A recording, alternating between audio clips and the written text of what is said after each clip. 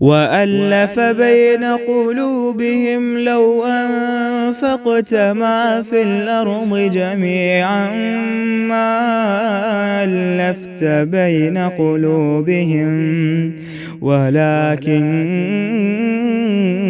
اللَّهَ أَلَّفَ بَيْنَهُمْ إِنَّهُ عَزِيزٌ حَكِيمٌ۔ سے الگ کرتا ہے۔ اور یہ جملے سنتے ہوئے سوچئے، اللہ کہتے ماں کان لیذر المومنین، یہ ہوگا نہیں کہ گندے جسموں کے ساتھ اللہ قبر میں لے جائے، پھر یا تو دنیا میں پاک کرے گا، اور یہ نہیں ہو سکتا کہ گندے جسموں کے ساتھ جنت میں لے جائے اس لیے پل صراط پہ پاک کرے گا، تو خود ہی نہ پاک کر لیں اپنے آپ کو۔ زخم کی پس خود نکالیں تو کم درد ہوتا ہے، ڈاکٹر تو چیرا لگا دیتا ہے، تو اپنے اخلاق، کردار، اپنے اندر کی نیگیٹیوٹی کو پھینک دیجئے، قتل کر دیجئے، اس کو پھینک دیں تاکہ اللہ آپ سے اپنے کام کرواتا رہے۔ نکمے لوگوں سے اللہ کام کرا لیتا لیکن کھوٹے لوگوں سے اللہ کام نہیں کراتا، جن کے دلوں میں گندگی اور پاکی الگ ہو، کچھ اللہ کے لیے کچھ اپنے لیے، یہ چیزیں اللہ کو پسند نہیں ہیں، بلکہ اللہ تعالیٰ اپنے رسولوں میں سے جس کا چاہے انتخاب کر لیتا ہے۔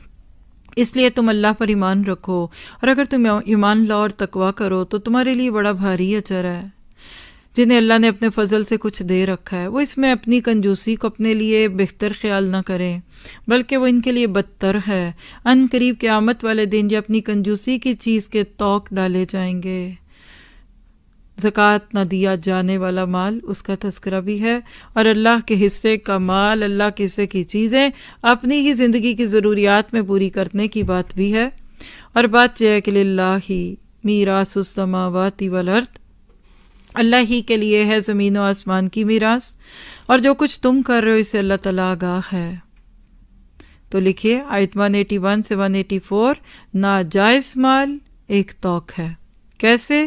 لقد سمع اللہ قول الذین، یقیناً اللہ تعالیٰ نے ان لوگوں کا قول بھی سنا جنہوں نے کہا کہ اللہ تعالیٰ فقیر ہے اور ہم تو دولت والے، یعنی ہم تونگر ہیں، ان کے اس قول کو ہم لکھ لیں گے اور ان کا انبیاء کو قتل کرنا بھی۔ دیکھیے ایک شخص تھا جس نے یہ جملہ بولا تھا، اللہ نے اس کو پاک کرنے کے لیے قرآن میں یہ آیت نازل کر دی، لیکن اس کے نصیب میں ہدایت نہیں تھی۔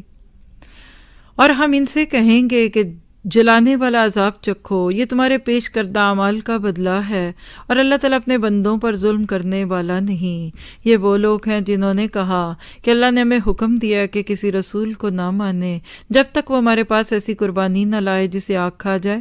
آپ کہہ دیجئے اگر تم سچے ہو تو مجھ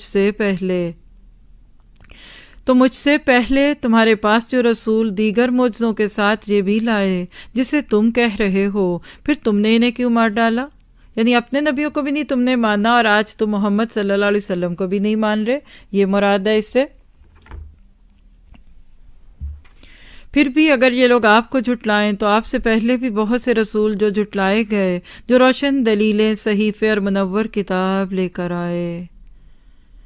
اور آگے لکھی آیت 185، ہر متنفس کو موت کا ذائقہ چکھنا ہے، کل نفس ذائقۃ الموت۔ اس آیت پہ غور کیجیے۔ اور جو لوگ فوت ہوئے اور ہو رہے ہیں اور ہوتے رہیں گے، اللہ سارے دنیا سے گئے ہوئے لوگوں کی بخشش فرما دے، جو ہمارے پیارے ساتھی، ہمارے جن کو ہم جانتے یا نہیں جانتے، ہر چند موت کا ذائقہ چکھنے والی ہے۔ اور قیامت کے دن تم اپنے بدلے پورے پورے دیے جاؤ گے۔ ذرا سا اس پہ سوچیے، تیار ہوں بدلے لینے کے لیے؟ بس جو شخص آگ سے ہٹا دیا جائے اور جنت میں داخل کر دیا جائے، بے شک وہ کامیاب ہو گیا۔ یہ ہے اصل کامیابی، اس کو ہائی لائٹ کر لیں۔ جہنم میں داخل کر دیے گئے اور پھر جنت میں لے جائے گئے، یہ تو کوئی بات نہیں، بلکہ فمن زحزح عن النار وادخل الجنۃ فقد فاز۔ اور رہ گئی یہ دنیا تو وما الحیاۃ الدنیا الا متاع الغرور۔ اور بے شک وہ کامیاب ہو گیا جو کہ جہنم سے بچا کے جنت میں داخل کیا گیا، اور دنیا کی زندگی تو صرف دھوکے کا کھیل ہے۔